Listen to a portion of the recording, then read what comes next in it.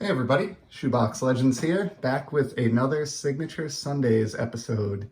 And you can obviously tell based on the backdrop and the title where this one is going. It is time to show off the latest 1989-90 hockey autograph in my collection, or at least that I've been able to show off here on the channel on YouTube. So quick review again. I don't want to repeat myself because I've already done this in the first two videos for the Theo Fleury and Brett Hull card that you see there in front of you. But this was the first set that I ever collected on the hockey front in the winter of 1989. And it's always had a special place in my collecting heart as such. And in recent years, once you complete the top set and the O-Pee-Chee set, you kind of run out of ways to collect those at that point. They're not expensive sets and they're not hard to track down. And I still have my childhood copies as well as a modern mint copy of each set. And so a few years back, I was asking, how can I relive or further enjoy these sets aside from looking at what I've already got in my collection? And thought I would chase down as many autographs as I could get my hands on from this release. I will happily take, in-person or TTM autos. I will take PSA slabs. I'm not particularly concerned with the condition of them or anything. It's just a fun project. I sort of weave in and out of it. It's never a high priority, I wouldn't say, in my collecting mind or high on my list of target items, but I just passively pick away at it, and I've landed some pretty decent cards over the years. I don't have, the Wayne Gretzky. There's some other pretty big obstacles that would stand in my way of ever completing a set. Some of the guys have passed away at this point that were in this release, so I don't drive myself nuts with attempting to complete the whole set. I just enjoy what comes at me. And as we said at the outset of the video, we've so far seen the Theo Fleury rookie that's on the right there, and the second-year Brett Hull on the left.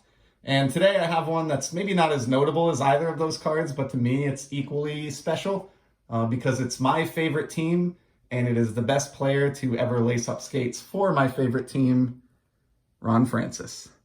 Now, Francis does not have the most attractive auto in history. He was much better at winning Stanley Cups and scoring goals than he was at signing hockey cards, or than he is at signing hockey cards.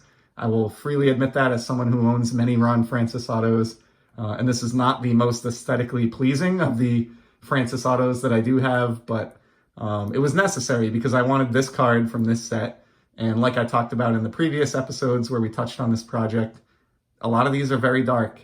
You can tell here this is the era where the Whalers were still rocking those dark green sweaters and pants, which I love, by the way, but combine that with the dark photography and the dark background here on the upper portion of the card, and there's really not a lot of real estate for Ron to do a great job signing this one. So I think he did the best he could. This is pretty legible. It actually does look a little better in hand than it's coming across on the video here, but nice autograph by one of the most underrated players in hockey history.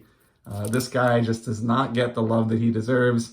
Maybe now that he's, such an important part of the, build out here of the Kraken franchise, maybe he's a little bit more discussed and notable, but as a player, I just don't think he gets the love he deserves. I mean, this is a top 5 all-time point scorer with multiple Stanley Cups, who's a Hall of Fame inductee and was a huge part of those dominating Pittsburgh Penguins teams in the early 90s after the trade that shall not be spoken of away from the Whalers.